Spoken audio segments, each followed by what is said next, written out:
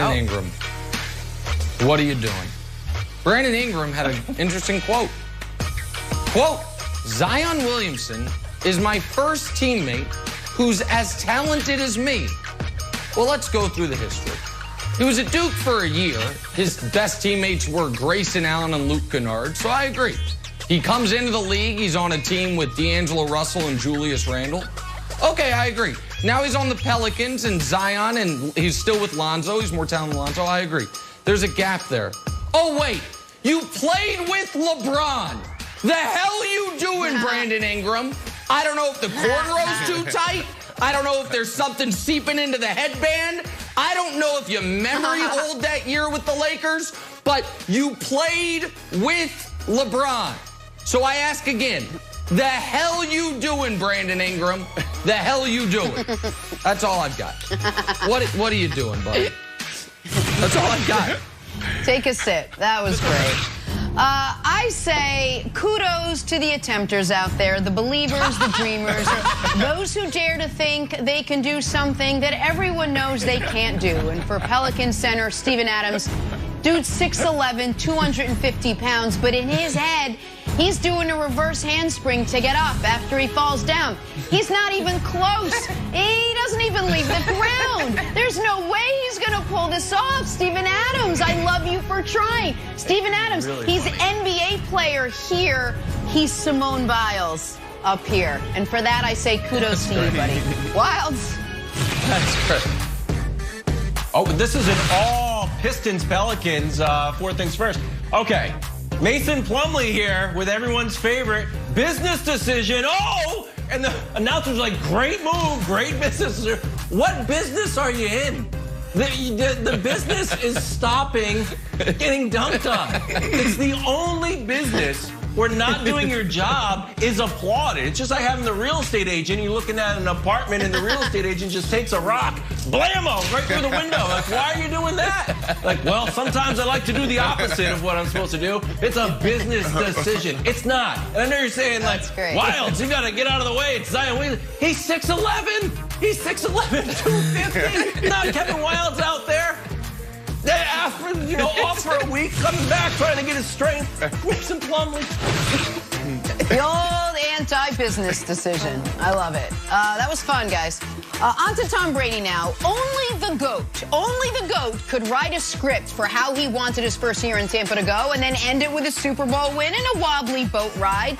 No surprise the Bucs want the same script next year. No surprise they want the same script writer, minus the Lombardi toss. Bucs GM Jason Light saying, quote, we would love to have Tom play here as long as he wants to play. Hey, Brandon, you think the Bucs are making a mistake allowing Tom Brady to dictate his future, the thing New England never let him do? No, they're doing it the right way. This is what the Patriots were supposed to do, Nick. I mean, I talked about it earlier in the year. Let this man roll his way out of New England in a wheelchair if he have to, right? Bad ankles, bad knees. Man, players know when it's time to hang it up. Some guys hang on just a little too longer, but a good player like Tom Brady is going to be able to look at himself in the mirror and say, you know what? I don't want my legacy to be that I held on just a little too long where everybody was roasting me. You got Nick Wright on television, just talking about how bad I am. Nick, you've been trying to do it for 8 years. 8 years. So he knows. Eight's a stretch. But this is a situation, Nick, look, it worked out. He had one of his most efficient years ever, 40 touchdowns. 40 touchdowns, 12 picks, almost 4,700 yards throwing the ball. Like, come on, this dude is still getting it done at a high level. Why? Because you surrounded him with talent. That's why you got a good defense, a top 5 defense, and then you got 3 pass catchers, an offensive line, and 2 running backs. Bill Belichick should have did that. That's what should have happened.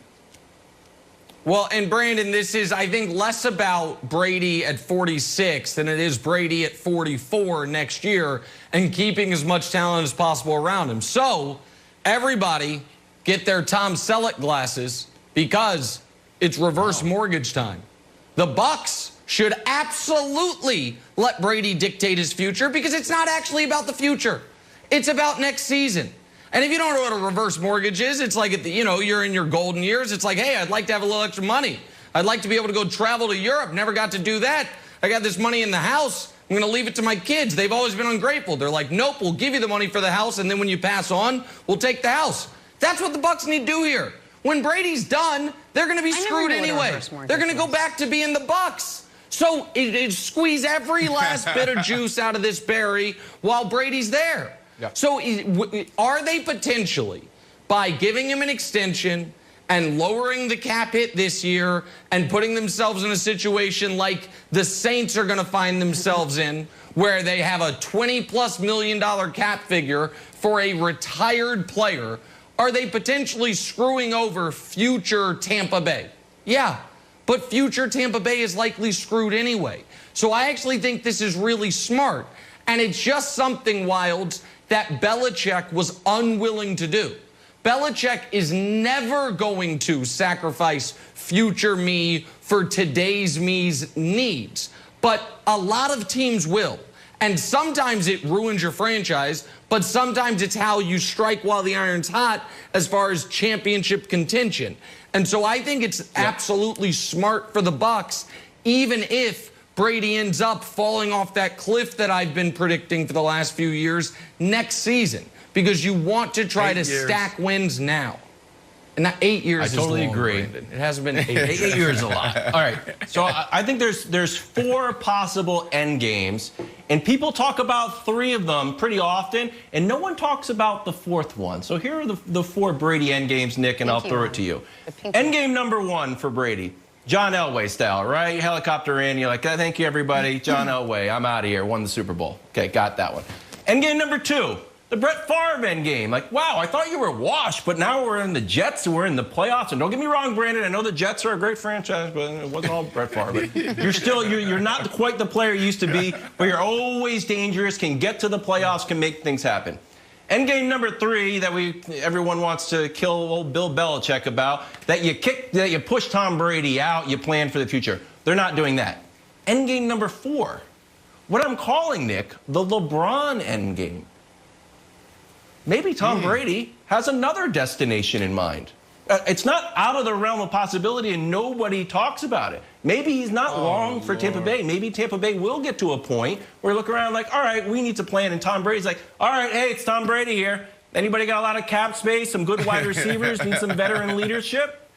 So I think the Bucs are playing this perfectly, but I think there is a greater than 0 chance that Tom Brady doesn't retire a Buck.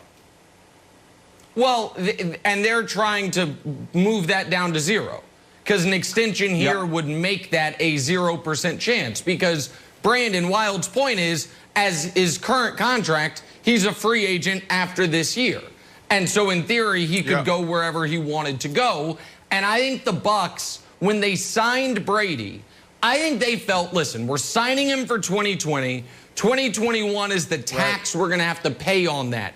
But because he played so well at the end of the year and they won the damn Super Bowl, even if he wasn't brilliant in the playoff run, now they're like, okay, we want to make sure we have him and the pieces around him in 2021. And if the tax we have to pay is a bad contract in 2022, we'll pay that tax. And I think that's smart. I think that is absolutely what they should do, Brandon. I think it's brilliant. I think they're looking at the opportunity. They're looking at the division, saying there's no Drew Brees, possibly. I mean, I felt like the dude was going to retire a couple of weeks ago. That hasn't happened yet. But if you take your Drew Brees out, then you can own that division. And you're looking at this team and how it's set up. You're built to win now. You have the cap space to bring back a couple of those guys on the defensive side, and you have the offense. You got a young offensive line who probably is going to be the best offensive line in football next year. Tom Brady, and I'll say it, and I'll continue to say it, Tom Brady, you're not getting paid to throw it for 5,000 yards. That was a bonus for you to do what you did last year. Just don't mess it up, Tom Brady. You have everything you need just to be a great game manager. If you do that, you're going to find yourself back in the same position, potentially hoisting the Lombardi. And we're going to be sitting here saying, man, this is the GOAT of all GOATs.